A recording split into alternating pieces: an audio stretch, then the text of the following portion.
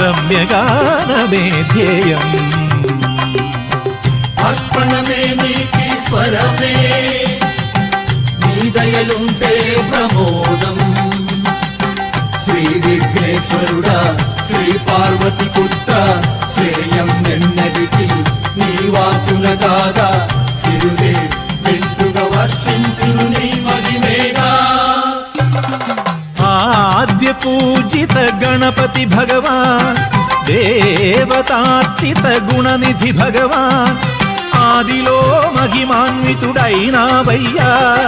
నిత్యము నీ పూజలే విజయానికి మార్గము, ప్రణతులు గునుమయ్యా దేవా. ఆద్య పూజిత గణపతి భగవాన్, దేవతార్చిత గుణనిధి భగవాన్.